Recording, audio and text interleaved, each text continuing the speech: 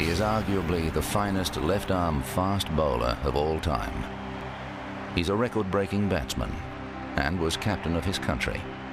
Arrogant, brilliant, and often controversial, Wasim Akram is one of ESPN's legends of cricket.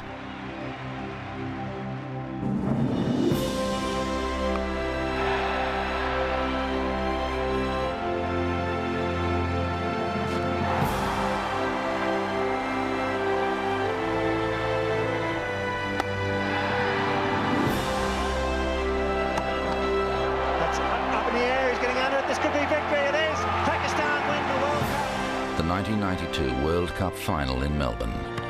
That's a good hit. That's going all the way through mid-wicket for 4. Wasim Akram turned in an all-round performance that won him man of the match and secured the cup for Pakistan. What a great delivery. Left arm round the wicket. Alan Lamb has been cleaned up. He's a World Cup champion. See, people think of 500 wickets and 400 wickets in one day and tests and all that. They think of that. He's a World Cup champion. Now, with his efforts, bowling around the wicket, reverse swinging the ball at the MCG against England, it was just phenomenal. I don't think how could Alan Lamb and these guys hit the ball? They've got no chance swinging it, 150 kilometres an hour and swinging it that much. You can't hit it. It's almost impossible. Absolutely magnificent delivery, as near as to unplayable as you can possibly get. You could see the smile on Imran Khan's face at mid-off saying, oh, he's one of my boys. I taught him everything I know. And, gee, he was very, very good. Best left-arm bowler that ever played the game. He's the cricketer I'd like to come back as, if I had another go at it. Being 6'4" and running in bowling real good pace, and being able to field as well. Oh, here's trouble. And also being able to handle the bat. Well, here's a big swing at this one. He's got to clear of the field. It's 4 runs. Wasim, immensely talented, easily the best left armer one has ever seen. I think the cricketer of the last decade, without a shadow of doubt. I know there's Tendulkar, there's Lara, there's the likes of Steve Waugh and Shane Warne, but I think Wasim Akram for me is the cricketer of the 1990s. From a short run, Wasim bustles into the wicket to deliver the ball with a whippy action.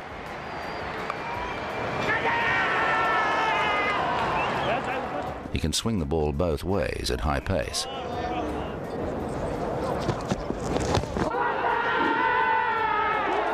To generate that amount of pace off a 15-yard run-up, almost unheard of, and the control of seaman swing, quite remarkable.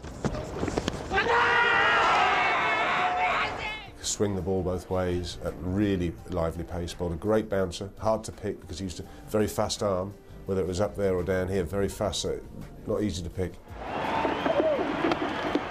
He'd be right up there. I'd have to think a long time to think of a better left arm seamer than him.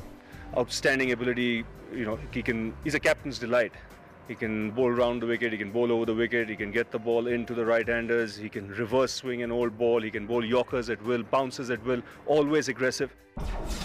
Wasim, obviously, he's an exceptionally talented all-rounder who can change the game with his bat and also with the ball.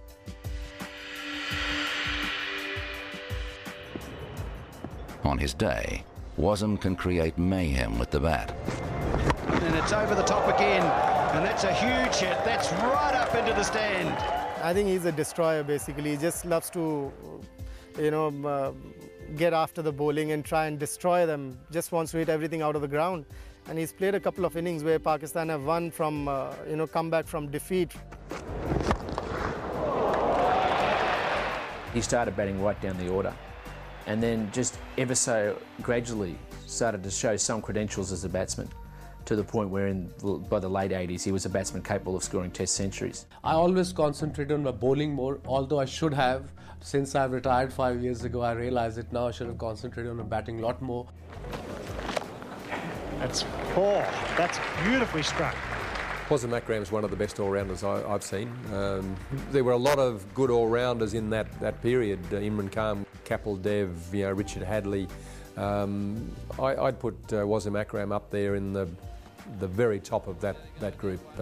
One of the most exciting cricketers that I've seen play. And up goes the hand of Wasim Akram. He has chalked up his first century in Test match cricket.